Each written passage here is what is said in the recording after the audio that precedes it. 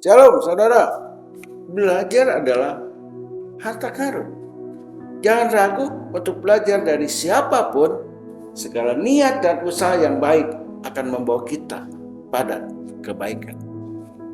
Matius 11 ayat 29 bilang begini, "Pikulah kuk yang kupasang dan belajarlah padaku, karena aku lemah lembut dan rendah hati, dan jiwamu akan mendapat ketenangan." Belajar bukanlah persiapan untuk hidup, melainkan kehidupan itu sendiri. Jadi tujuan belajar bukanlah pengetahuan, melainkan tindakan.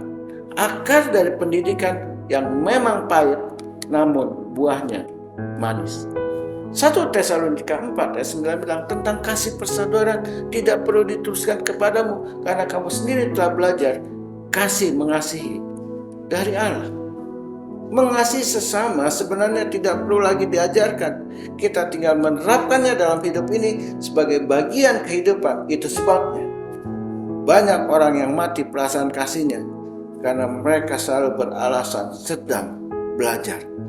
Ibrani 5 ayat 8 bilang, "Dan sekalipun ia adalah anak, ia telah belajar menjadi taat dari apa yang telah dideritanya." Hal terpenting dalam belajar bukanlah kemenangan, tetapi perjuangan. Jadi belajar dari Yesus yang senantiasa taat kepada Bapa di surga.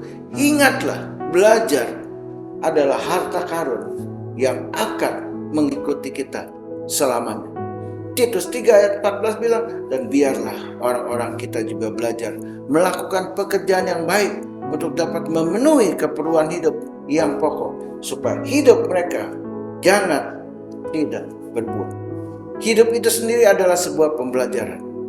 Orang yang mengabaikan pendidikan di masa mudanya akan kehilangan masa lalu dan mati masa depannya, sehingga tidak pernah berbuah. Mazmur 119 ayat 71 bilang, "Bahwa aku tertindas itu baik, supaya aku belajar ketetapan-ketetapanmu." Tekanan dalam pendidikan tidak akan pernah membuat kita mati, melainkan akan membuat kita semakin kuat. Belajar adalah paspor masa depan, karena hari esok adalah milik mereka yang mempersiapkannya hari ini. Mazmur 119 ayat 7 bilang, "Aku bersyukur kepadamu dengan hati jujur, apabila aku belajar hukum-hukummu yang adil."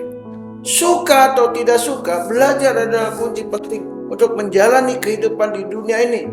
Dengan belajar akan membuka pikiran, mengembangkannya, yang memungkinkan kita untuk mencapai sesuatu.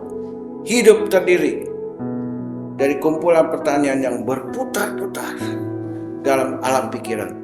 Kalah dan menang tergantung dari apa yang kita pikirkan.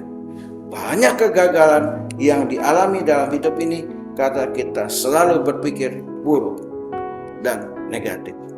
Renungkan itu baik-baik. Tuhan Yesus memberkati kita.